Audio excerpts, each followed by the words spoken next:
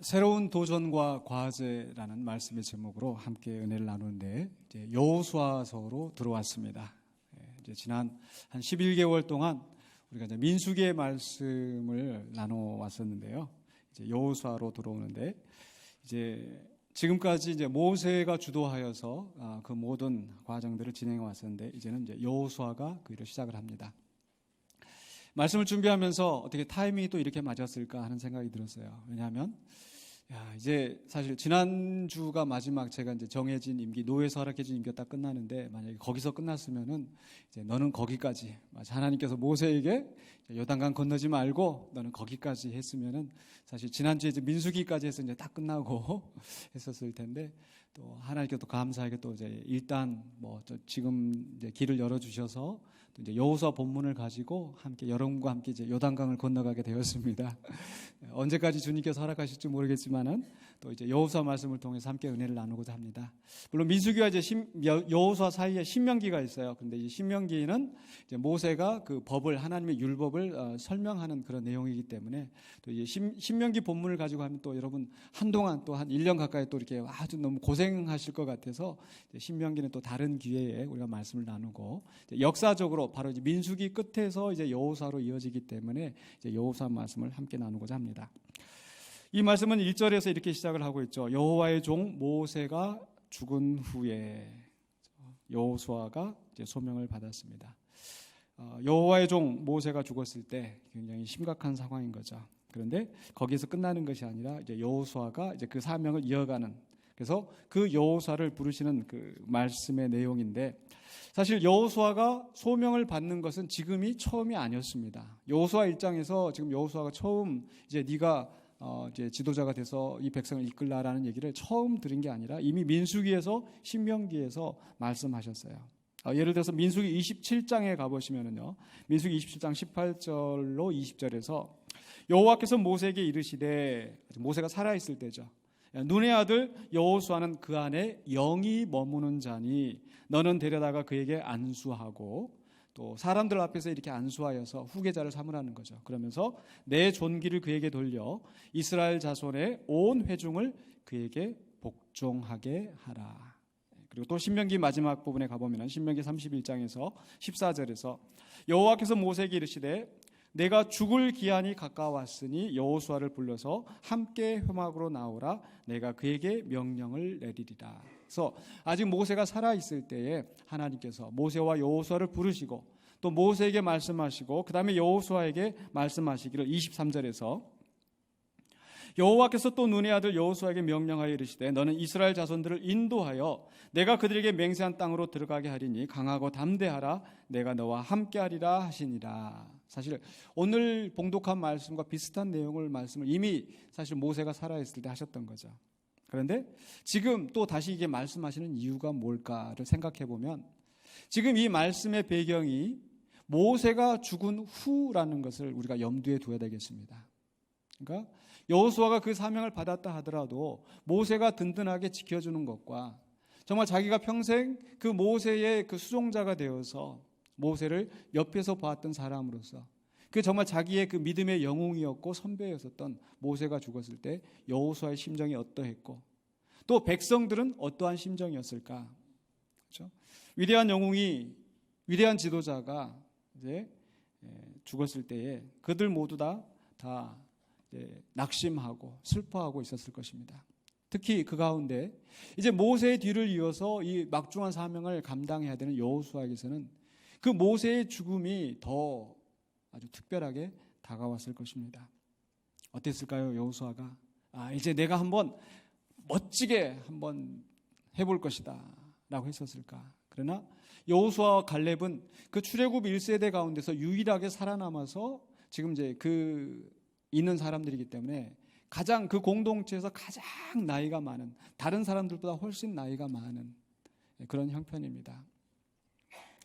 그런 여호수아에게 하나님께서 이제 네가 이 백성들을 이끌고 가라라고 했었을 때 여호수아는 내가 과연 이 일을 감당할 수 있을까?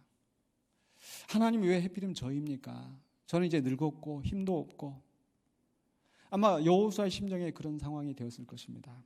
그런데 이제 정말 내가 이 일을 감당해야 될지 할 수 있을지 두려워하고 있었을 때 하나님께서 그에게 나타나셔서 두려워하지 말라라고 그에게 말씀하시는 겁니다. 그래서 오늘 이 말씀 속에서 그 두려워하고 낙심할 법한 그런 여호수아에게 찾아오셔서 하시는 말씀, 4가지의 말씀을 우리가 함께 나누기를 원합니다. 첫 번째로 하나님께서 모세에게 하시는 말씀은요, 바로 사명을 맡기시는 말씀이었습니다. 사명의 말씀. 여호수아 1장 2절에 내 종 모세가 죽었으니 이제 너는, 내 종 모세가 죽었으니 이제 너는 이 모든 백성과 더불어 일어나 요단을 건너 내가 곧 이스라엘 자손에게 주는 그 땅으로 가라. 우리는 이렇게 한 구절 그냥 쉽게 읽지만은 사실 모세가 죽었다라는 이 사실, 모든 백성들이 슬퍼하고 낙심하면서 이제 어떻게 될까? 그 모세가 40일 동안 시내산에 올라가서 나타나지 않았을 때 낙심하면서 금송아지를 만들었던 그 사건 기억하시죠? 그런데 이제는 그 모세가 아예 우리 옆에 없다라는 거. 이스라엘 백성들이 낙담하고 있을 그런 상황에서 그 낙담한 백성들을 이끌고 가야 되는 겁니다. 또 그런가 하면은 사실 40년 전에 그 약속의 땅을 눈앞에 두고 이들이 정탐하고 그 정탐꾼의 보고를 듣고 나서 그들이 했던 반응은 뭐였습니까? 우리는 들어갈 수 없습니다. 우리는 약합니다. 우리는 메뚜기 같습니다. 그 광야에서 방황하는 그 40년 동안에도 끊임없이 원망하고 불평하고 그 목이 곧은 백성, 완악한 백성, 한두 명도 아니고 거의 200만 명이나 되는 그 백성들을 이끌고 갈 때 여호수아의 심정이 어떠했을까? 제가 우리 200명 조금 넘는 우리 성도들 함께 갈 때도 제 마음이 이런 소리 저런 소리 이런 말 저런 말 나면 낙담하고 그러는데 200만 명을 이끌고 그 요단강을 건너 그 땅으로 가야 되는 거. 거기에 가면 수많은 적들과 원수들이 그들을 지금 기다리고 있을 텐데 또 물리적으로 이 요단강을 건너가는 거, 지금 아마 그 시기는 이제 홍수 장마철이어서 요단강이 그저께 그냥 얕은 물가가 아니라 정말 우리 그 금강 이렇게 보듯이 어쩌면 그 이상의 그 큰 강 줄기가 가로막고 있는 형편. 배가 있는 것도 아니고 다리가 있는 것도 아니고 어떻게 지금 이 강을 건너서 그 땅으로 들어가라고 하는 건지 결코 쉬운 일이 아니었을 것입니다. 때때로 하나님께서 우리에게 사명을 맡기실 때 쉬운 길로만 보내지는 않으신 것 같습니다. 아브라함을 부르셔서 그에게 정말 하나님의 위대한 계획을 말씀하실 때도 아브라함은 자식이 없는 그러한 늙은 사람이었었고 모세에게도 요셉에게도 우리 성경의 인물들을 보면은 꼭 그렇게 어려운 상황 속에 처하는 일들이 너무나 많이 있습니다. 왜 그러셨을까? 바로 그 상황이 어렵다고 낙심할 것이 아니라 그 속에서 하나님을 보게 하시는 하나님의 능력으로 일을 감당하게 하신다는 그것을 깨우치게 하신 것이 아닐까요? 우리도 또한 하나님께서 우리에게 각자에게 맡겨주신 놀라운 일들, 놀라운 사명들이 있습니다. 그러나 때로는 건강이 나를 치고 경제적인 어려움이 나를 압박하고 인간관계에서 오는 여러 가지 낙심하게 하는 일들이 있습니다. 그 속에서 우리는 바로 우리에게 다시 한번 사명을 맡기시는 하나님의 음성, 하나님의 뜻을 구해야 될 줄로 믿습니다. 그래야 할 때 우리가 하나님 앞에 바로 서서 우리 길을 갈 수 있는 거죠. 첫 번째로 하나님께서는 여호수아에게 사명의 말씀을 주셨습니다.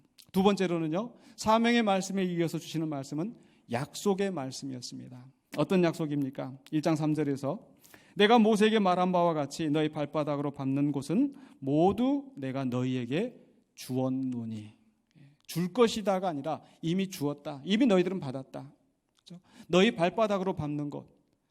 그간에 지금 이스라엘 백성의 과거 여정을 생각해 보면 40년 동안에 그들이 밟는 길은 나그네 길이었었고 고난의 길이었었고 수치의 길이었습니다.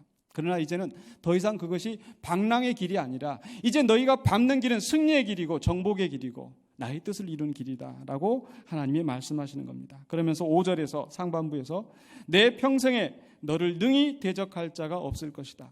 비록 여호수아는 나이 많아 늙었고 비록 그 백성들은 40년 동안 방황하면서 정말 유랑민으로서 비참한 처지에 있었지만 너희들을 대적할 자가 없을 것이다. 왜 그렇습니까? 그 이유가 후반부에 나오죠. 바로 내가 모세와 함께 있었던 것 같이 너와 함께 있을 것임이니라.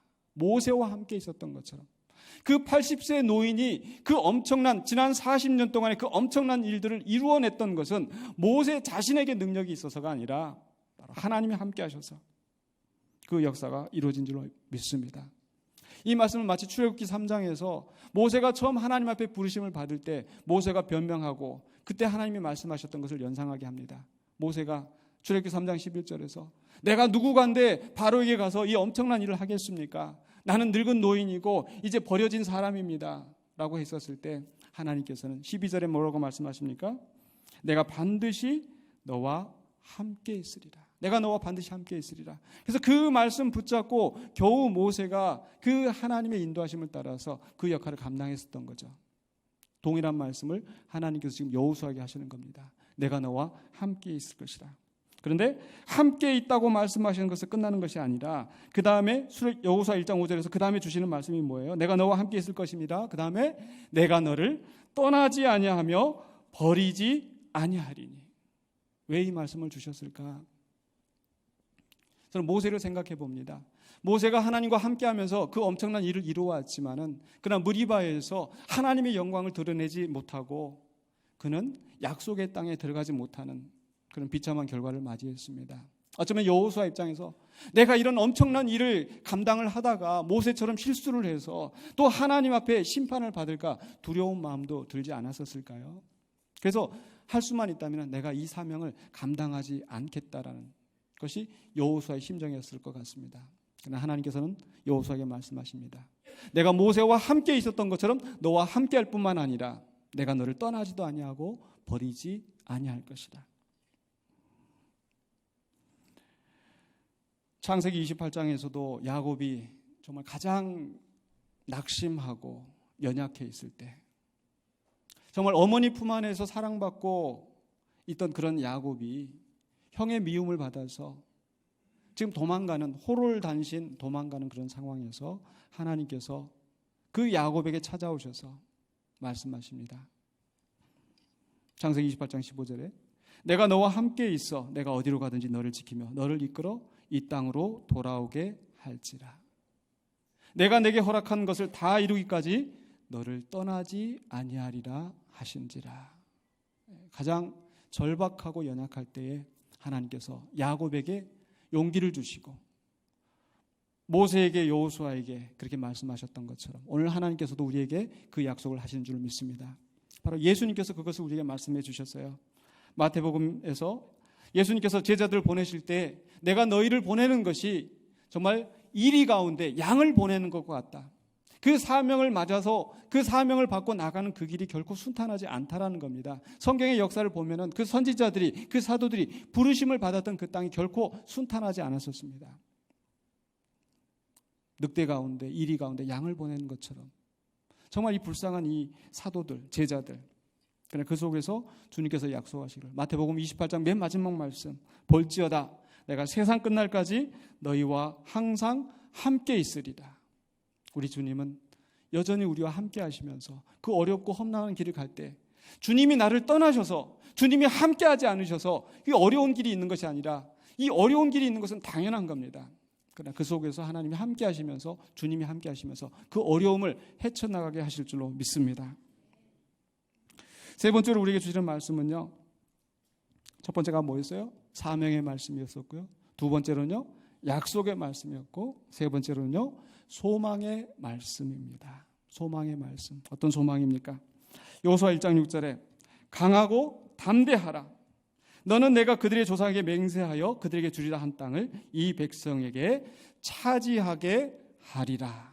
바로 여호수아를 통하여서 하나님께서 그 계획하셨던 위대한 일, 이미 500년 전에 아브라함에게, 야곱에게, 이삭에게 그 조상들에게 약속하셨던 그 일을 이제 비로소 성취한다라는 바로 분명한 목표를 주시고 비전을 주심으로써 여호수아가 감당하는 이 사역이 결코 헛되지 않다라는 것을 알려주시는 겁니다. 이 백성에게 이 땅을 차지하게 할 것이라. 지난주에 우리가 말씀 나눴던 것처럼 이 백성이 이 땅을 기업으로 받는 것은 바로 우리가 하나님의 나라에서 영원한 기업을 받는 것에 대한 그림자라고 말씀을 나눴지 않습니까? 하나님께서 애초에 아브라함을 부르시면서 내 자손이 번성하게 하고 그들에게 이 땅을 주겠다고 말씀하셨던 것은 바로 하나님의 나라를 이 땅에서 회복하게 하시려는 하나님의 위대한 계획을 시작하시는 것이었습니다.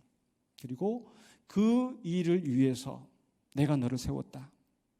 그 일을 위해서 내가 너를 지금 보낸다. 그 일을 위해서 내가 너와 함께 하겠다. 내가 너를 떠나지 않고 버리지 아니할 것이다.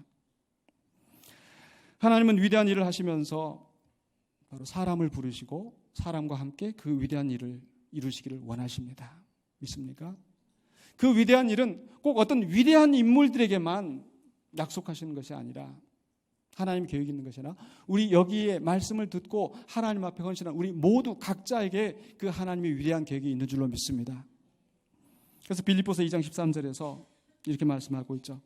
너희 안에서 행하시는 일은 하나님이시니 우리가 감당하고 우리가 맡아서 하는 일을 그저 내가 그냥 겨우 어렵사리 하는 것이 아니라 하나님이 내 안에 계셔서 일을 행하고 계신다. 어떻게 해요? 자기의 기쁘신 뜻을 위하여 너희에게 소원을 두고 행하게 하시나니. 하나님 우리를 통하여서 이루고자 하시는 일들이 다 있다라는 겁니다. 그 일을 위하여서 하나님이 함께 하시면서 하나님이 위대한 계획을 이루어 가신 줄로 믿습니다. 그래서 이러한 것이 바울이 지금 빌립보서 이 말씀을 하실 때 그래서 너희들은 분쟁하지 말고 시비하지 말고 함께 이렇게 하라는 그런 말씀을 주시는 거예요. 어떻게 보면 교회를 모습, 빌립보 교회의 모습을 보면 서로 자기가 잘났다고 하고 서로 다투고 있고 하는 그런 사람들을 향하여서 하나님이 너에게 자기 기쁘신 뜻을 향하여서 너에게 소원을 두고 행한다. 이 말씀을 하시는 거예요. 꼭 위대한 인물, 위대한 교회가 아니라 어떻게 보면 찌그락짜그락 해가면서 가는 우리들에게도 하나님께서 위대한 뜻을 두고 행하신 줄로 믿습니다. 그래서 바로 우리 교회를 향한 우리 군산영광교회를 세우시고 이끌어 가시는 이 교회를 위해서 하나님께서 이루고자 하시는 분명한 비전이 있고 소망이 있는 줄로 믿습니다. 또한 우리 여기에 참여하는 우리 모든 성도들 한 사람 한 사람에게 하나님 기쁘신 뜻을 두고 행하신 줄로 믿습니다. 그래서 우리가 낙심하고 정말 좌절되는 그 순간에도 하나님이 우리에게 주시는 분명한 소망의 그 비전의 말씀을 듣고 함께 나아가시는 저와 여러분 되시길 주의 이름으로 축원합니다.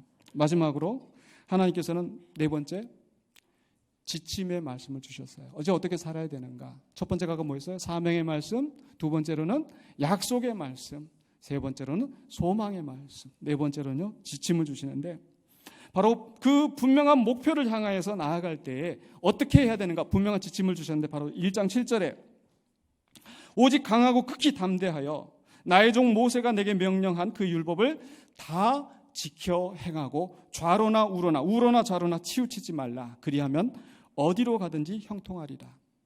이 하나님의 위대한 계획을 이루시는 이 일을 위하여서 그 가나안의 원수들과 싸우는 대적들과 싸워서 그 땅을 정복하는 그 일을 위하여서 강하고 담대하여서 열심히 전쟁 연습을 하고 훈련 이런 걸 얘기하시는 게 아니라 강하고 담대하게 뭘 해야 돼요? 하나님의 말씀을 지켜 행하라. 바로 하나님의 말씀이 사단의 세력과 싸우는 우리에게 가장 큰 무기가 되는 줄로 믿습니다.